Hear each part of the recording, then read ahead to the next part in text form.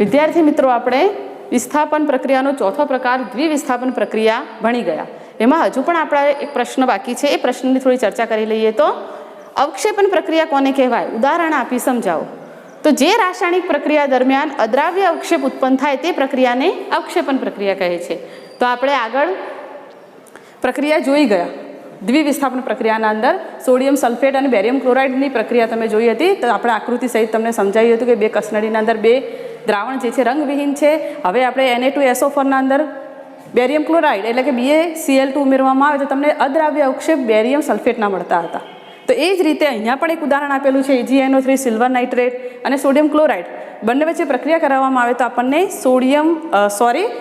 AgCl એટલે કે silver ક્લોરાઇડના સફેદ અવક્ષેપ પ્રાપ્ત થાય છે અને NaNO3 સોડિયમ નાઇટ્રેટનું દ્રાવણ આપણને પ્રાપ્ત થાય છે. તો અહીંયા આપણે શું જોયું કે બે રંગવિહીન દ્રાવણો વચ્ચે પ્રક્રિયા કરવામાં આવે તો આપણને સફેદ અવક્ષેપ પ્રાપ્ત થાય છે. તો આ અદ્રાવ્ય સફેદ અવક્ષેપ મેળવવાની પ્રક્રિયાને આપણે શું કહીશું? અવક્ષેપન પ્રક્રિયા. તો તમે આગળ આપણે દ્વિવિસ્થાપનના અંદર જે પ્રવૃત્તિ સહિત તમને એક સમીકરણ સમજાવ્યું તો એ પણ લખી શકો અને આ પણ લખી શકો. તો તમને એક્ઝામના અંદર 2 ગુણના અંદર પૂછી શકાય અવક્ષેપન પ્રક્રિયાની વ્યાખ્યા આપી તેનું ઉદાહરણ આપો. તો આ રીતે તમે આપી શકો છો. હવે આપણે વિસ્થાપન પ્રક્રિયાનો છેલ્લો પ્રકાર ઓક્સિડેશન અને રિડક્શન પ્રક્રિયા ભણીએ. તો એમાં પણ આપણે એક પ્રવૃત્તિ જોઈશું. તો આ પ્રવૃત્તિના અંદર તમે જોઈ શકો કોપર, જેને આપણે શું કહી શકીએ? તાંબુ. તો કોપરનું કોપર ઓક્સાઇડમાં થતું ઓક્સિડેશન સમજવું. તો અહીંયા આપણે એક પ્રવૃત્તિ તમે જોઈ શકો છો આકૃતિના અંદર. તો એ આકૃતિના અંદર તમે આ જે છે બર્નર, અહીંયા આ શું છે? ત્રિપાઈ સ્ટેન્ડ, એની ઉપર તારની જાળી અને એની ઉપર એક ચાઇના ડીશ મૂકેલી છે. અને એ ચાઇના ડીશની અંદર કયો પદાર્થ મૂકેલો છે? કોપરનો ભૂકો. તો આ કોપરનો ભૂકો જે છે એને જો ગરમ કરવામાં આવે તો તમે એક વાયુ નીકળતો જુઓ છો. તો પહેલાં આ આકૃતિ તમે સમજી ગયા હોય તો એના પરથી તમને આવા કેટલાક પ્રશ્નો પૂછી શકાય. દાખલા તરીકે કોપરના ભૂકાને ગરમ કરતાં શું બને છે? તો જ્યારે કોપરનો ભૂકોને જ્યારે આપણે ગરમ કરીએ છીએ એટલે કે હવામાંના ઓક્સિજન સાથેની એની દહન પ્રક્રિયા થશે ત્યારે એમાંથી આપણને શું મળે છે? તેમાંથી આપણને કોપર ઓક્સાઇડ CuO. એવી જ રીતે બીજો પ્રશ્ન છે કોપર ઓક્સાઇડનો રંગ કેવો હોય છે? તો અત્યારે તો આપણે ખાલી પ્રવૃત્તિના અંદર આકૃતિ જોઈ છે અને એના અંદર આવી રીતે એક કોપરના ભૂકાને ગરમ કરીએ છીએ અને જે પદાર્થ મળે છે એ આપણે રૂબરૂ નહીં જોઈ શકતા, પરંતુ આના અંદર જે પદાર્થ જે છે એનું દહન થઈ અને એમાંથી કયો રંગ મળે છે? તો એના અંદરથી કાળો રંગ. કોપરમાંથી કોપર ઓક્સાઇડ બનવાની પ્રક્રિયા કયા પ્રકારની છે? તો કોપરમાંથી કોપર ઓક્સાઇડ બનવાની પ્રક્રિયા જે છે ઓક્સિડેશનની પ્રક્રિયા. આપણે સમજાવીએ છીએ પરંતુ હાલ લખી દઈએ છીએ ઓક્સિડેશનની પ્રક્રિયા. બરોબર. એ જ રીતે કોપર ઓક્સાઇડમાંથી પાછો કોપર મેળવવાનો છે. તો કોપર ઓક્સાઇડમાંથી Cu મેળવવાની પ્રક્રિયા કયા પ્રકારની છે? તો એ પ્રક્રિયા છે રિડક્શન. તો આપણે જોઈએ દાખલા તરીકે ત્રીજું, કોપરમાંથી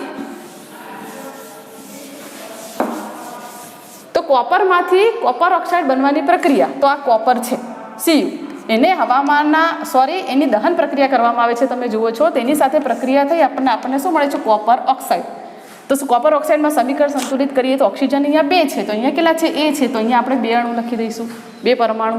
તો અહીંયા પાછા કોપર કેટલા થઈ ગયા? 2. તો આપણે અહીંયા શું લખી શકીએ? 2. તો તમે અહીંયા શું જોઈશો? અહીંયા ઓક્સિજન ઉમેરાય છે.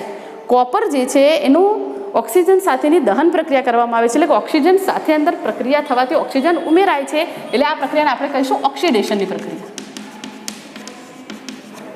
બરોબર. એ જ રીતે કોપર ઓક્સાઇડમાંથી હવે આ કોપર ઓક્સાઇડ જે બન્યો છે આપણો કોપર ઓક્સાઇડમાંથી હાઇડ્રોજન વાયુ પસાર કરવામાં આવે તો એમાંથી આપણે ફરીથી કોપર મેળવી શકીએ છીએ. તો કેવી રીતે? આ હાઇડ્રોજન છે એની સાથે ઓક્સિજન જોડાઈ જશે એટલે આપણને શું મળશે? પાણીનો અણુ. અને શું વધ્યું? Cu. તો આ રીતે આપણને પાછો Cu કયા સ્વરૂપે મળે છે? તો સોલિડ સ્વરૂપે. તો આ પાછો Cu મેળવવાની જે પ્રક્રિયા છે એને આપણે શું કહીશું? રિડક્શન. તો આ રીતે આ પ્રવૃત્તિના અંદર તમે જોઈ ઓક્સિડેશન પ્રક્રિયા અને રિડક્શન પ્રક્રિયા. હવે આ જ પ્રક્રિયાને હજુ આપણે વ્યાખ્યા સહિત અને ઉદાહરણ સહિત સંપૂર્ણ રીતે સમજીશું. ચલો વિદ્યાર્થી મિત્રો, આપણે છેલ્લી વિસ્થાપન પ્રક્રિયા ઓક્સિડેશન રિડક્શન પ્રક્રિયાના અંદર આ રીતે તમને એક્ઝામમાં પૂછી શકાય ઓક્સિડેશન અને રિડક્શન પ્રક્રિયા કોને કહે છે? ઉદાહરણ આપી સમજાવો. તો આપણે પહેલા વ્યાખ્યા આપીશું અને પછી તમે આમાંથી ગમે તે ઉદાહરણ અથવા 2 ઉદાહરણ તમને જે આવડતા હોય તમે લખી શકો. તેમાં આપણે પહેલી પ્રક્રિયા લઈએ છીએ ઓક્સિડેશનની. જે રાસાયણિક પ્રક્રિયા દરમિયાન પદાર્થ કૌંસમાં લખ્યું છે અણુ કે પરમાણુ ઓક્સિજન મેળવે. તમારે અહીંયા યાદ રાખવાનું છે કે જે રાસાયણિક પ્રક્રિયા દરમિયાન પદાર્થ શું મેળવે? ઓક્સિજન. અથવા હાઇડ્રોજન ગુમાવે, અંદર હાઇડ્રોજન હોય રાસાયણિક પ્રક્રિયાના અંદર પ્રક્રિયા તરીકે અંદર હાઇડ્રોજન આપેલું હોય તો હાઇડ્રોજન ગુમાવે હોય તો ગુમાવે, પરંતુ મેળવે શું? ઓક્સિજન. તો ઓક્સિજન મેળવે અથવા હાઇડ્રોજન ગુમાવે તો તે પ્રક્રિયાને આપણે શું કહીશું? ઓક્સિડેશન પ્રક્રિયા. કેટલાક ઉદાહરણ આપેલા છે. દાખલા તરીકે કાર્બન નું હવામાન ઓક્સિજન સાથે દહન કરવામાં આવે તો શું મળે છે આપણને? Carbon dioxide. તો અહીંયા ઓક્સિજન સાથે પ્રક્રિયા છે, ઓક્સિજન ઉમેરાય છે એટલે આપણે શું કહીશું? ઓક્સિડેશનની પ્રક્રિયા. એવી રીતે મેગ્નેશિયમ ઓક્સાઇડ, તમે આગળ ભાગ 1 અંદર જોયું છે, મેગ્નેશિયમની પટ્ટીને બર્નર ઉપર હવામાન ઓક્સિજન સાથે સળગાવવામાં આવે છે ત્યારે આપણને શું મળતું હતું? મેગ્નેશિયમ ઓક્સાઇડનો પાવડર. તો અહીંયા પણ દહનની પ્રક્રિયા થાય છે અને ઓક્સિજન ઉમેરાય છે એટલે આપણને શું મળે છે? Magnesium oxide. એવી રીતે હાલ આપણે થોડી વાર પહેલા પ્રવૃત્તિ જોઈ હતી કે કોપરને આપણે ગરમ કરતા હતા ત્યારે એમાંથી શું મળતું હતું? Copper oxide. તો અહીંયા પણ ઓક્સિજન ઉમેરાય છે. તો ઓક્સિજન ઉમેરાય છે એટલે આ દરમિયાન જે આપણને કોપર ઓક્સાઇડ જે મળે છે એ પ્રક્રિયાને પણ આપણે શું કહીશું? ઓક્સિડેશન પ્રક્રિયા. આ ત્રણેય ઉદાહરણમાં તમે શું જોયું કે ઓક્સિજન ઉમેરાય છે, આમાં હાઇડ્રોજન હોય તો દૂર થયું, પણ હાઇડ્રોજન છે નહીં તો અહીંયા આપણે હાઇડ્રોજનને ધ્યાનમાં લેવાની જરૂર છે નહીં, પણ ઓક્સિજન છે એટલે ઓક્સિજન ઉમેરાય અને જે આપણને પદાર્થ મળે છે રાસાયણિક પ્રક્રિયા દરમિયાન એ ઓક્સાઇડ સ્વરૂપે મળે છે. Carbon dioxide, magnesium oxide, copper oxide. તો આ રીતે ઓક્સિજન ઉમેરાવાથી હોતી આ પ્રક્રિયાને આપણે શું કહીશું? ઓક્સિડેશનની પ્રક્રિયા. એ રીતે હવે આપણે જોઈશું રિડક્શન પ્રક્રિયા. તો જે રાસાયણિક પ્રક્રિયા દરમિયાન પદાર્થ અણુ કે પરમાણુ ઓક્સિજન ગુમાવે અથવા હાઇડ્રોજન મેળવે. હવે જો અહીંયા આપણે ઓક્સિજન ગુમાવે છે એના પર ધ્યાન નથી આપવાનું, આપણે શેના પર ધ્યાન આપવાનું છે? શું મેળવે છે? તો હાઇડ્રોજન.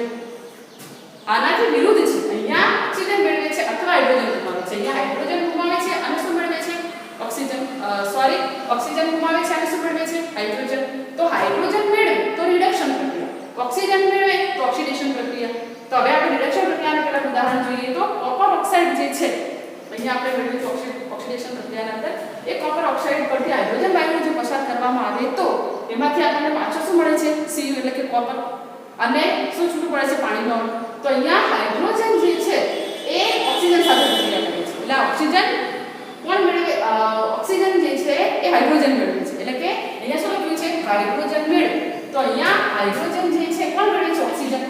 તો ઓક્સિજન મેળવીને શું મળે છે? પાણી. અને શું મેળવે? શું છૂટો પડે છે? Cu. તો અહીંયા હાઇડ્રોજન ઉમેરાવે તો અહીંયા હાઇડ્રોજન જે છે બીજા પ્રક્રિયામાં જો કાર્બન ડાયોક્સાઇડ હાઇડ્રોજન સાથે પ્રક્રિયા હાઇડ્રોજન ફરી શેમાં ઉમેરાશે? ઓક્સિજનના અંદર. અને પડે શું પડશે તમને? પાણીનો અણુ અને કાર્બન મોનોક્સાઇડ. એવી રીતે મેગ્નેશિયમ ઓક્સાઇડ જે છે એનો હાઇડ્રોજન સાથે પ્રક્રિયા કરવામાં આવે તો હાઇડ્રોજન જે છે શેમાં ઉમેરાશે? ઓક્સિજનના અંદર. અને શું છૂટો પડશે? પાણીનો અણુ અને આપણે શું મળ્યું છે? મેગ્નેશિયમ. તો આ પ્રક્રિયાની અંદર હાઇડ્રોજન ઓક્સિજન ગુમાવે છે અને શું મેળવે છે? હાઇડ્રોજન. તો અહીંયા તમે બધામાં જુઓ છો ઓક્સિજન જે છે ગુમાવે છે અને આ ઓક્સિજન કોની સાથે જોડાઈ જાય છે? હાઇડ્રોજન સાથે. એટલે હાઇડ્રોજન જે છે ઓક્સિજનને મેળવે છે તો આ પ્રક્રિયાને આપણે શું કહીશું? રિડક્શનની પ્રક્રિયા. તો આ રીતે પરીક્ષામાં તમને વ્યાખ્યા અને ઉદાહરણ આપો એ રીતે પૂછી શકાય તો તમારી વ્યાખ્યા આપી આમાંથી ગમે તે ઉદાહરણ દ્વારા તમે ઓક્સિડેશન રિડક્શન પ્રક્રિયા સમજાવી શકો. હવે ઓક્સિડેશન અને રિડક્શન પ્રક્રિયા જે છે એ બંનેને કમ્બાઈન એટલે કે બંનેને એક સાથે કેવું હોય તો એને ઓક્સિડેશન અને રિડક્શન પ્રક્રિયા પણ કહેવાય અથવા એને કહેવાય રેડોક્સ પ્રક્રિયા. તો પરીક્ષામાં તમને પૂછા રેડોક્સ પ્રક્રિયા ઉદાહરણ આપી સમજાવો. તો જે રાસાયણિક પ્રક્રિયામાં ઓક્સિડેશન અને રિડક્શન બંને પ્રક્રિયાઓ એક સાથે થતી હોય, બંને પ્રક્રિયાઓ કેવી થતી હોય? એક સાથે. તેવી પ્રક્રિયાને આપણે શું કહીશું? રેડોક્સ પ્રક્રિયા. અથવા એને શું કહેવાય? ઓક્સિડેશન રિડક્શન પ્રક્રિયા. તો પરીક્ષામાં તમને ઓક્સિડેશન રિડક્શન પ્રક્રિયા પૂછાય છે તો તમને બે કમ્બાઈન પૂછાય છે. ઓક્સિડેશન અને રિડક્શન પ્રક્રિયા જે છે એકલું ઓક્સિડેશન પ્રક્રિયા ઉદાહરણ આપી સમજાવો તો તમારે આ રીતે રિડક્શન પ્રક્રિયા ઉદાહરણ આપી સમજાવો તો આ રીતે સમજાવો, પણ બંને પ્રક્રિયા તમને સાથે પૂછાય છે તો પછી તમારે એને પ્રક્રિયાને કહીશું રેડોક્સ પ્રક્રિયા. તો અહીંયા ફરીથી જે રાસાયણિક પ્રક્રિયામાં ઓક્સિડેશન અને રિડક્શન બંને પ્રક્રિયાઓ એક સાથે થતી હોય તેવી પ્રક્રિયાને આપણે શું કહીશું? ઓક્સિડેશન રિડક્શન પ્રક્રિયા અથવા શું કહીશું એને?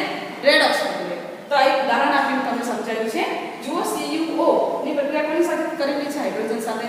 તો કોપર ઓક્સાઇડમાંથી હાઇડ્રોજન વાયુને પસાર કરવામાં આવે છે તો આપણને ખબર છે ઉપર રીતે કે શું મળે છે આપણને? કોપર અને H2. તો અહીંયા તમે શું જુઓ છો? તો અહીંયા આપણે જોઈએ છીએ કે આ જે કોપર ઓક્સાઇડ જે છે એમાંથી શું દૂર થાય છે?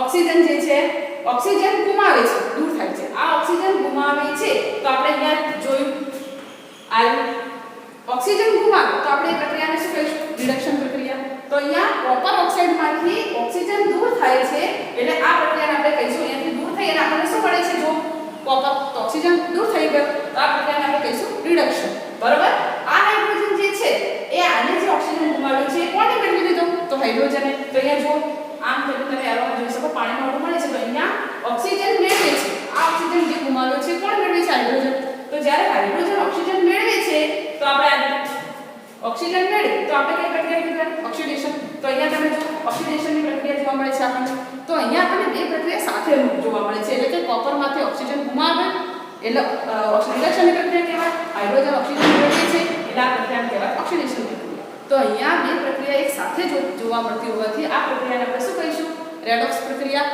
અથવા આપણે એને કહીશું ઓક્સિડેશન અને રિડક્શનની પ્રક્રિયા તો આ રીતે એક્ઝામના તમને આમાંથી ગમે તે પ્રશ્ન પૂછાય તો આ રીતે તમે વ્યાખ્યા આપી અને એનું ગમે તે ઉદાહરણ આપી અને સમજાવી શકો છો ચાલો વિદ્યાર્થી મિત્રો હવે આપણે આ પાઠ જે છે એનો છેલ્લો ટોપિક જોઈએ શું તમે રોજિંદા જીવનમાં ઓક્સિડેશન પ્રક્રિયાઓની અસરો જોઈ છે તો તમે આના પહેલા ઓક્સિડેશન રિડક્શન પ્રક્રિયા ભણ્યા તો એ ઓક્સિડેશન રિડક્શન પ્રક્રિયામાં આપણે શું જોયું ઓક્સિજન ઉમેરાય તો ઓક્સિડેશન ઓક્સિજન ગુમાવે તો રિડક્શન પ્રક્રિયા તો એ વ્યવહારના અંદર પણ શું ઓક્સિજન ઉમેરવાની પ્રક્રિયા દ્વારા કઈ અસરો આપણને જોવા મળતી હશે તો એ અસરો જે છે એમાં આપણે અહીંયા બે ટોપિક ભણવાના છે ક્ષારણ અને ખોરાક તો ક્ષારણ શું છે તમને પરીક્ષામાં પૂછી શકાય ટૂંકું નોંધ ક્ષારણ સમજાવો અથવા તો ક્ષારણ વિશેની વ્યાખ્યા આપી અને ઉદાહરણ આપો એ રીતે એક પૂર્ણ પૂછી શકાય અથવા તો ટૂંકું નોંધ ક્ષારણ વિશે સમજાવો તો ક્ષારણ શું છે એસિડ અને ભેજની હાજરીમાં ધાતુને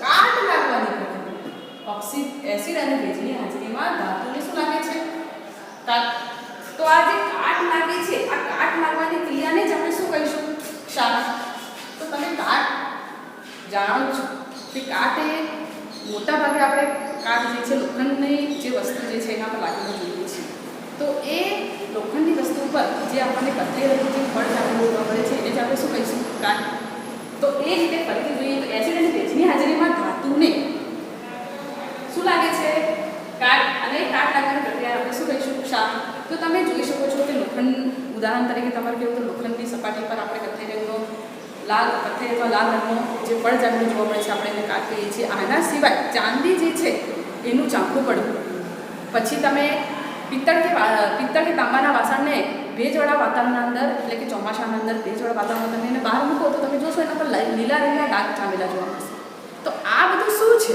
આ બધું જે છે ધાતુ સાથે હવામાન અને ઓક્સિજન સાથેની પ્રક્રિયા થાય છે અને જેના કારણે આપણને આ રીતે સપાટી જે છે એના ઉપર આપણને પડ જામેલું જોવા મળે છે અને એ પડ ખરેખર જે તે ધાતુ માટે નુકસાનકારક છે કારણ કે એમ તો આપણે જાણીએ છીએ કે લોખંડ જે છે જહાજ છે પુલ છે રેલિંગ છે આપણે મોટાભાગના જે મજબૂત સાધનો જે છે એ સાધનો બનાવવા માટે આપણે લોખંડનો ઉપયોગ કરીએ છીએ જો એ લોખંડ જે છે આ રીતે હવામાનના ભેજ સાથે જો પ્રક્રિયા કરશે તો શું થશે તો લોખંડ કટાઈ જશે અને લોખંડ કટાય અને એ લોખંડને ફરીથી બદલીને અને એનો ઉપયોગ કરવો એ ખર્ચાળ છે તો આ લોખંડ જે છે એને કટાતું અટકાવવા માટે આપણે શું કરવું જોઈએ તો તમે આગળનો પાઠ ભણશો ધાતુ જેના અંદર આ ટોપિક ફરીથી આવવાનું છે એમાં આપણે ફરીથી વિસ્તારમાં ભણીશું પણ અત્યારે આપણે ખાલી કહીએ છીએ તો ક્ષારણ અટકાવવા માટે જે તે ધાતુ ઉપર રંગ લગાડી દેવામાં આવે કલર તમે જાણો છો જેમ કે તમારા ઘરે પણ બારી બારણા જે છે એના પર કલર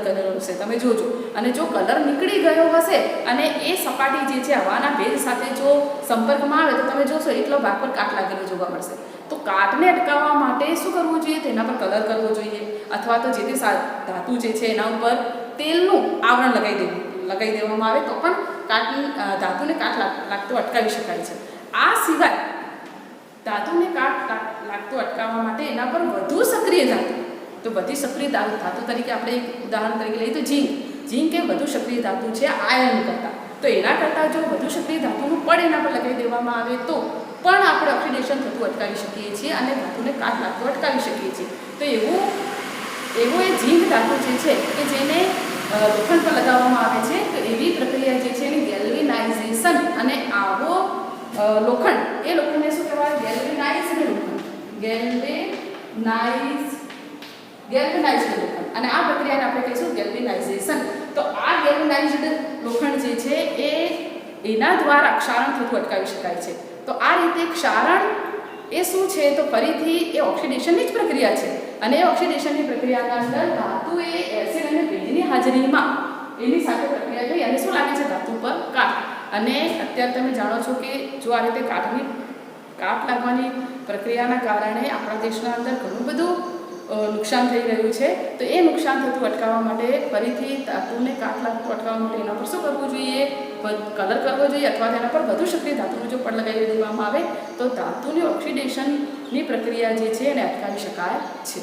હવે આપણે બીજો ટોપિક જોઈએ છીએ તો ખોરાક અથવા એને કહેવાય ખોરાક થવો. અને આપણે સાદી ભાષામાં કહીએ તો ખોરાક જે તમે આજે બપોરે સપોઝ કે સવારે બનાવ્યો છે અને એ ખોરાક જે છે સાંજ સુધીમાં કે કાલ સુધીમાં આપણે ખોરાકને નથી ખાતા, કેમ? તો આપણે કહીએ કે ભાઈ જે છે ને ખોરાક જે છે બગડી ગયો છે. તો એ બગડી જવું એનો મતલબ શું છે? એનો મતલબ છે ખોરાકનો. તો એની વ્યાખ્યા જોઈએ તો તેલી અથવા ચરબીજન્ય ખોરાકને ખુલ્લી હવામાં રાખતા તેનું શું થાય છે? તો ફરીથી એ જ વાત થાય ઓક્સિડેશન થવાથી તે કેવો પડે છે? ખોરો. જેના લીધે શું બદલાય છે? એનો સ્વાદ અને શું બદલાય છે? ગંધ. અને આ ક્રિયાને આપણે શું કહીશું? ખોરાક. તો તમે ઉનાળાના અંદર તમે જુઓ છો મોટા ભાગે આપણે જે ખોરાક બનાવ્યો છે એ ખોરાક જે છે ભૂલથી જો તમે ફ્રીઝમાં મૂકવાનું ભૂલી ગયા અને એ ખોરાક જો બહાર રહી ગયો તો તમે એ ખોરાક જો છો એને જો તમે સવારનો બનાવેલો ખોરાક જે છે તમે એને રાતના જુઓ કે સાંજે જુઓ તો તમે જોશો તો એને થોડું એનો પાસે લઈને એને ગંધ જે છે એને પારખવાનો પ્રયત્ન કરજો તો એની ગંધ થોડી બદલાઈ છે. ખટાશ પડતો તમને ખોરાક લાગશે અને એને સ્વાદ એનો ચાખો તો બી તમને જોજો એનો સ્વાદ બદલાઈ ગયેલો હશે. એટલે આપણે સાદી ભાષામાં એમ કહીએ કે ખોરાક બગડી ગયો છે. તો એ ખોરાક બગડવું મીન્સ કે ખોરાકપણું. તો એ ખોરાકપણું પણ માટે પણ કોણ જવાબદાર છે? તો આ ઓક્સિડેશનની પ્રક્રિયા. એટલે ખોરાકને હવામાં ખુલ્લો રાખવામાં આવે તો ઓક્સિજનની પ્રક્રિયા થઈ ઓક્સિજન જે છે ખોરાકના અંદર દાખલ થઈ અને ઓક્સિડેશનની પ્રક્રિયા થાય છે અને એ ઓક્સિડેશનની પ્રક્રિયાના કારણે ખોરાકનો સ્વાદ અને ગંધ શું થાય છે? બદલાય છે. તો એ ખોરાકને બગડતો અટકાવવા માટે શું કરવું જોઈએ?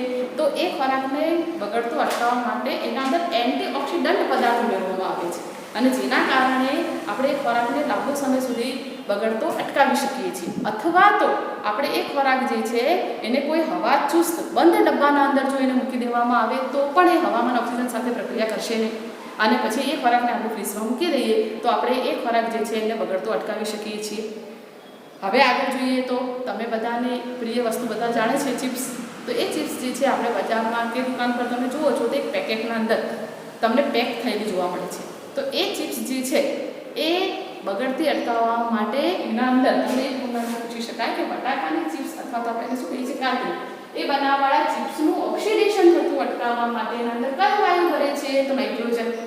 તો તમે જાણો છો કે ચિપ્સ જે છે આપણે ઘરે બી બનાવેલી હોય એ ચિપ્સ તમે જોજો એને બગાડતા એક બે દિવસ તડકામાં સૂકવેલી આપણે ઇન્સ્ટન્ટ બનાવીએ છીએ એ ચિપ્સની વાત કરો છો. તો એ ચિપ્સ જે છે જો તમે એને હવા મૂકી દો તો એના અંદર ખોરાકપણું આવી જ જાય અને ખરાબ થઈ જાય. પણ તમે જુઓ છો કે જે પેકિંગવાળી જે તમને ચિપ્સ મળે છે 6 મહિના 2 મહિના 3 મહિના સુધી એના પર એક્સપાયરી ડેટ જે છે લખેલી હોય એમ. એટલે મીન્સ કે એને 2-3 મહિના 6 મહિના સાચવી શકાય છે. તો એને સાચવવા માટે એના અંદર એન્ટીઓક્સિડન્ટ પદાર્થ તરીકે કયો વાયુ ભરેલો હોય છે? તેના અંદર નાઇટ્રોજન. કે જેના કારણે એ હવા આનું ઉપરાંત એનું પેકિંગ કઈ રીતનું હોય છે તમે જાણો છો? હવા ચુસ્ત પેકિંગ કે જેના કારણે હવામાન ઓક્સિજનની સાથે પ્રક્રિયા કરશે નહીં. અને આ રીતે એન્ટીઓક્સિડન્ટ પદાર્થ ઉમેરવાથી પણ આપણે પદાર્થને બગડતો એટલે કે એનું ખોરાકપણું થતું અટકાવી શકીએ છીએ. તો મિત્રો હવે આપણે આ પાઠ જે છે એની પૂર્ણાહુતિ કરીએ છીએ અને આ છેલ્લા 2 ટોપિક જે છે તમે ઓક્સિડેશન અને રિડક્શન પ્રક્રિયા જે આગળ ભણ્યા એના ઉપરથી આપણે ઓક્સિડેશન પ્રક્રિયા રોજિંદા જીવનના અંદર એની થતી અસરો જે જોઈ છે. તો હવે પછી મિત્રો આપણે આ પાઠ જે છે એનું થોડું સ્વાધ્યાય કાર્ય કે ગૃહ કાર્ય આપીએ તો તમે એની નોટ્સ બનાવી અને એના અંદર એક ગૃહ કાર્ય અને સ્વાધ્યાય કાર્ય જે છે કરવાનો પ્રયત્ન કરજો. આપણે વિસ્થાપન પ્રક્રિયા જે છે એમાં બીજી પ્રક્રિયા હતી વિઘટન પ્રક્રિયા અને એ વિઘટન પ્રક્રિયા આપણે ભણી ગયા છીએ. પરંતુ એ વિઘટન પ્રક્રિયામાં આપણે ફરીથી અહીંયા સરળ ચૂકથી આપણે સમીકરણ સંબંધિત કરવાના અંદર અહીંયા 2 પરમાણુ લખી દીધા હતા. એ 2 પરમાણુ આપણે ધ્યાનમાં નથી લેવા માટે આ પ્રશ્ન જે છે એ ફરીથી તમારા સમક્ષ મૂકું છું. તો ફેરસ સલ્ફેટને ગરમ કરી વિઘટન પ્રક્રિયા સમજીએ. તો તમે પ્રકૃતિના અંદર જોયું હતું કે આપણે ચાઇના ડીશના અંદર ફેરસ સલ્ફેટ પદાર્થને ગરમ કર્યો હતો. તો એ ફેરસ સલ્ફેટ જે છે